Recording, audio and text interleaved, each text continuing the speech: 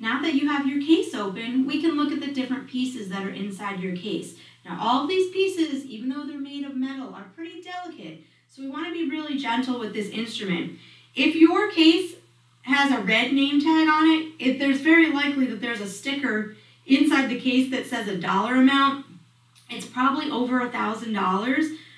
If you damage or lose or cause harm to this instrument and the company can't fix it, your parents are going to owe them probably close to $1,000. So this instrument is very expensive and only you are going to touch it, not your parents, not your friends, not your cousins, friends, sisters, uncle who used to play the trombone, nobody. This trombone is just for you and you are responsible for keeping it safe for the whole year.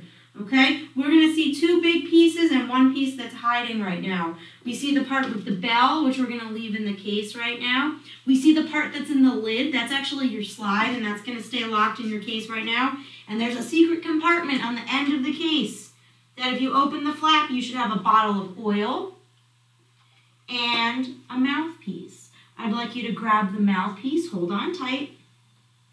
Close the flap, and we're going to move our trombone away from our feet so that your feet have room to go flat on the floor. And that's the first thing we always do when we're playing an instrument. I say foot check, you get your 2 feet flat on the floor. And I'm going to say back check. Make sure you're not playing like this. This is not good posture for playing an instrument. So we're going to sit up nice and straight, almost like we're standing up.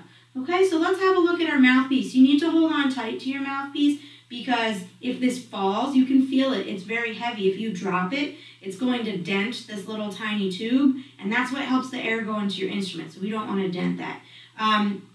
This is what's going to go into your slide portion, and our lips are going to go inside our mouthpiece. Okay?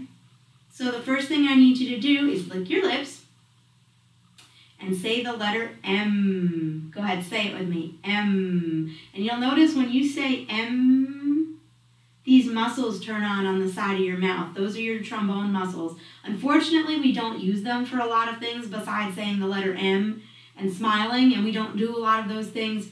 I don't talk like this all the time to keep my muscles on. That would be weird, right? So we need to make these muscles nice and strong to be able to play the trombone. So let's say our letter M again. And this time when we say M, we're going to make an O in the middle so that your lips almost stick out. So the side of your lips is making M, but the middle part of your lips are making O. That's where the air is going to come out.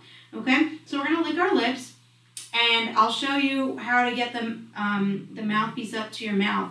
The first thing we want to do is know how to buzz, because a buzz is what makes the sound of the trombone. It actually buzzes in your lips and goes all the way through all the tubing and comes out of the bell. So what we're going to do, so you can see my lips, is inside the mouthpiece, I'm actually going to go like that. Sounds like I'm just spitting at someone, but I'm not. I'm actually buzzing. So what you're going to do is put the mouthpiece over your over your lips while you're making the letter M. So I know it's in the middle of my face because I can feel it lining up with my front teeth. I can feel it behind my lips. If I go like this, my lips are sticking out. So maybe you could have someone help you, or if you can see yourself in a mirror, get your mouthpiece in the middle of your face. You're going to take a big breath like you're going to yell across the room, but instead of yelling, you're going to in here. So check it out. This is what it should sound like. And you should feel your whole face vibrating while your lips are vibrating in your mouthpiece. So let's try it. Big breath. And before you blow out, put a little T sound to shoot the air through your mouthpiece. So like this. And then here. So check it out. Give that a try. If you make your M really tight, it'll make a really high duck noise. If you make your M really loose, it makes a really low one. We kind of want a middle to high buzz. So give that a try. Actually, I'm going to make some sounds. You can make them back at me. So here I go. Repeat after me. Go. My turn.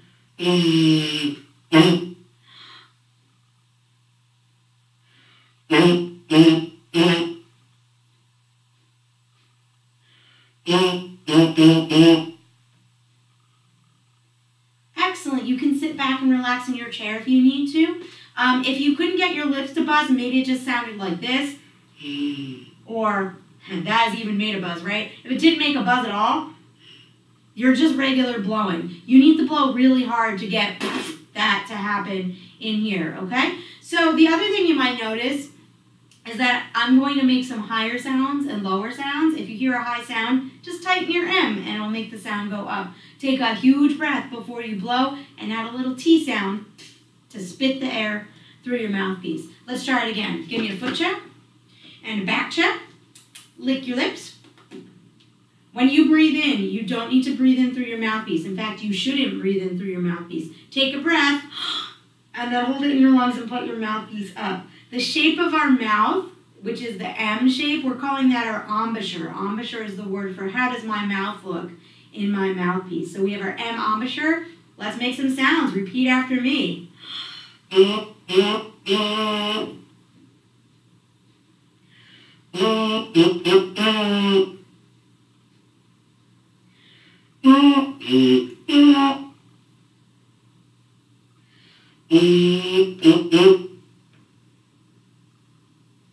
Excellent.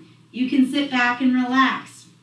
So what we need to do this week is to just practice with the mouthpiece because you need to get your M muscles tight enough and strong enough to hold on long enough to play a note through your whole instrument. So every day I'd like you to open your case, take your mouthpiece out. You can do this video again or you can just make up your own song with your mouthpiece. Maybe you want to try a little jingle bells or something. However you want to do it. You want to do it until your lips are tingly, maybe a little bit numb. If your lips are tingly or numb, that means you did a good job and you can put your mouthpiece away for the day.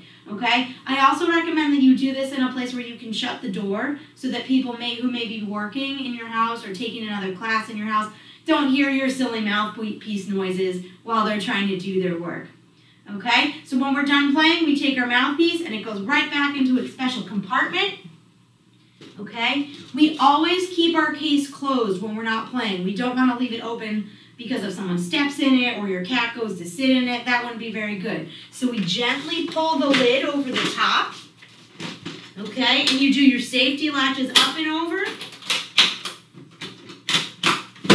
And then you're good to go. Happy practicing!